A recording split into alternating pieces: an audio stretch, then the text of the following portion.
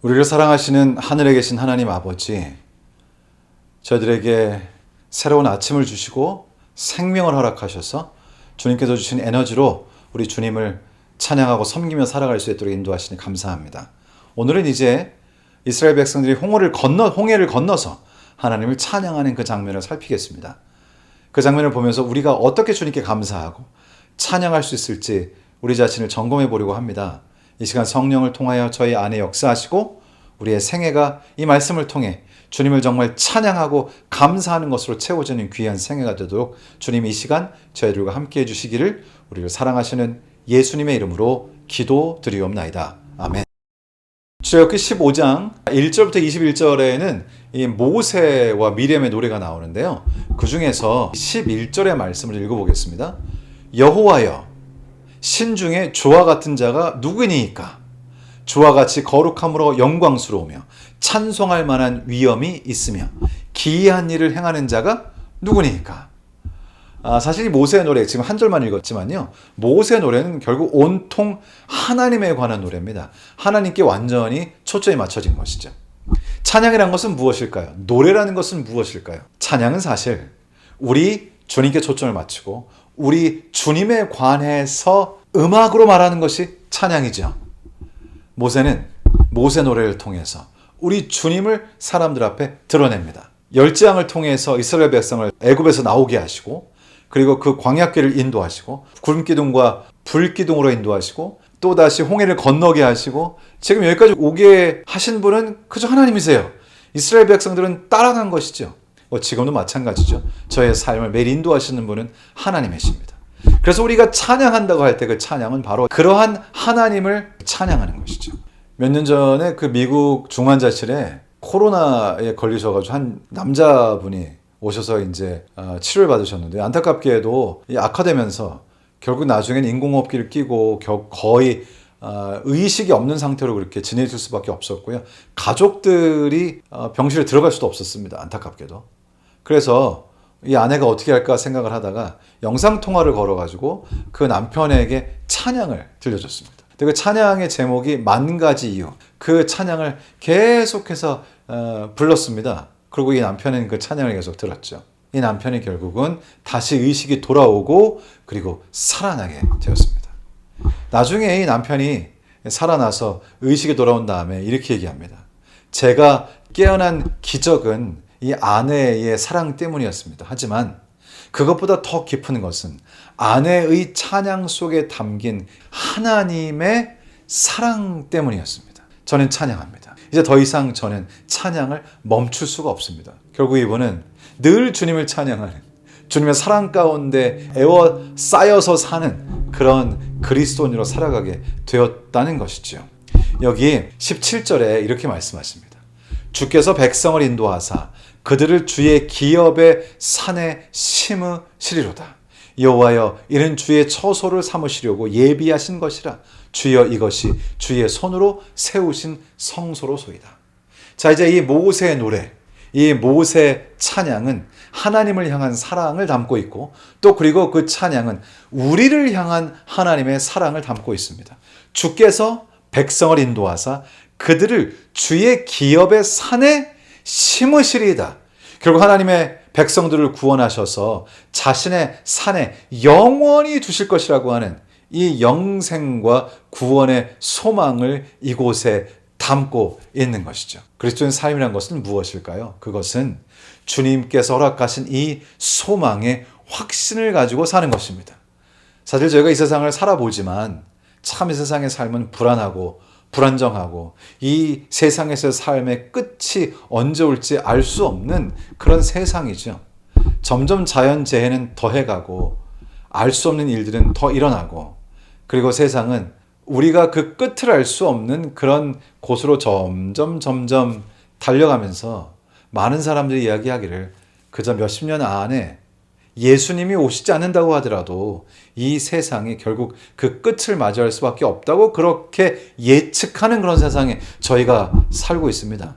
그러나 우리에게는 소망이 있고 모세의 노래는 그 소망을 담아 우리가 무엇을 찬양해야 할지를 가르쳐주고 계십니다. 우리 주님께서 저에게 허락하신 그 위대하신 사랑과 보호하신, 그리고 우리의 미래를 위해 주님께서 허락하신 이 소망, 그것이 우리가 찬양해야 할 것일 것입니다. 제가 목회를 이제 거의 30여 년 했는데요. 목회를 하면서 많은 분들을 만났습니다. 많은 분들의 마지막을 살폈습니다. 그런데 딱 두 부류로 나눠지는 것이죠. 소망이 있는 마지막과 소망이 없는 마지막입니다.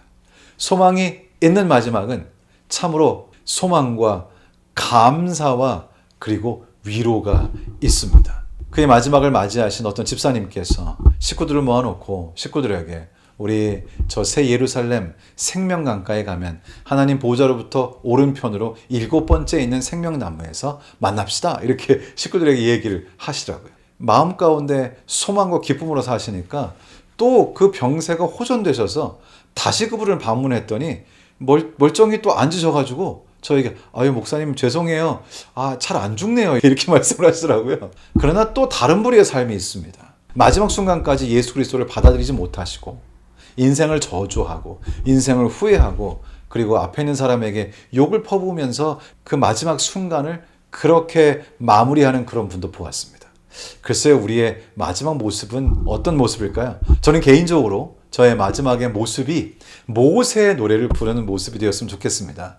하나님께서 어떻게 나를 인도하셨는가를 찬양하고 그리고 주님께서 나에게 주신 소망을 찬양하면서 저의 마지막 삶을 이 세상에서의 삶을 마무리하기를 원합니다.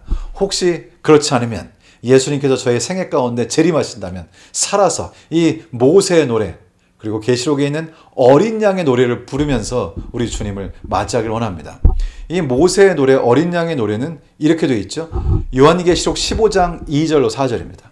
또 내가 보니 불이 섞인 유리바다 같은 것이 있고 짐승과 그의 우상과 그의 이름의 수를 이기고 벗어난 자들이 유리바닷가에 서서 하나님의 검은고를 가지고 하나님의 종 모세의 노래 어린 양의 노래를 불러 이르되 주 하나님 곧 전능하신 이시여 하시는 일이 크고 놀라우시도다. 만국의 왕이시여 주의 길이 의롭고 참되시도다. 주여 누가 주의 이름을 두려워하지 아니하며 영화롭게 하지 아니하오리이까. 오직 주만 거룩하시니이다. 주의 의로우신 일이 나타났음에 만국이 와서 주께 경배하리이다 하더라. 저는 여러분과 제가 모두 다 예수 그리스도의 재림을 통하여 우리 주님의 준비하신 그 유리바닷가에 서서 이 모세의 노래, 어린 양의 노래를 함께 부르게 되기를 간절히 원합니다. 미국에 한 목사님이 계신데 이름이 조엘 비키라고 하는 목사님이신데요. 이 목사님이 젊은 시절에 옐로우스톤 국립공원이라고요. 저도 가봤었는데 정말로 너무나 아름다운 곳입니다.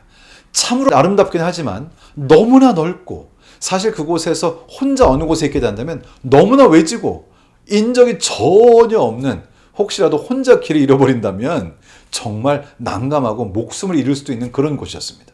그런데 이분이 캠핑을 갔다가 그곳에서 차 열쇠를 잃어버리시면서 차는 있어요. 그런데 그 차를 운전할 열쇠가 없는 것입니다. 긴 시간 동안 그 열쇠를 찾아 헤맸지만 결국 열쇠를 찾을 수가 없었고요. 여러분 미국에서 이런 곳에서 열쇠를 잃어버리고 차를 운전할 수 없고 그리고 연락이 안 되면 그런 것은 주로 전화가 안 됩니다. 그러면 정말 목숨이 위태로운 정말로 등골이 오싹한 그런 경험을 하게 됩니다. 이때 이분이 정말 너무나 당황한 나머지 주변에 아무도 없고 혼자서 어찌할 바를 모를 때 결국 그는 무릎을 꿇고 하나님께 간절히 기도합니다. 그런데 기도를 이렇게 계속 하고 있는데 뭔가 자신의 오른쪽 무릎 아래 뭔가가 느껴지는 거예요. 그래서 무릎을 이렇게 들어봤더니 그 자신의 오른쪽 무릎 아래 딱딱한 느낌이 있던 그곳을 이렇게 살펴봤더니 바로 그것이 자신이 잃어버린 자동차 키였습니다. 정말 온 몸에 전율이 느껴졌고요. 이렇게 하나님께 고백했습니다. 하나님이 지금 이 자리에 계시는 것을 느낍니다. 주님, 제 마음에도 제 차 안에도 주님이 계셨습니다. 그는 그 자리에서 자신의 죄를 깊이 깨닫고 복음의 놀라운 은혜에 압도당하면서 회개했습니다. 자신이 사실 당황할 것이 아니라 하나님께서 함께 하심을 믿고 주님께 기도하는 것을 첫 번째로 해야 하는데 막상 이런 일이 벌어지니까 당황하는 것을 먼저 하는 것이죠. 돌아오는 길 내내 그 차 안에서 눈물을 흘리면서 주님을 찬양했습니다. 그는 이렇게 고백합니다. 하나님의 복음, 그 자유로움과 충만함, 아름다움에 감격했습니다.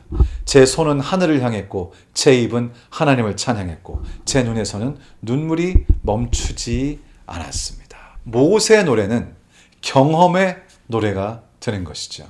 여러분과 저 모두가 다 이 모세의 노래를 체험으로 주님 앞에서 할 수 있게 되기를 간절히 바랍니다. 오늘 하루를 사시면서 오늘 하루 동안 주님께서 나를 위해 하신 일, 또 주님께서 나를 위해 하실 일을 찬양하면서 그 찬양이 여러분의 하루를 채우게 되기를 주님의 이름으로 축원합니다.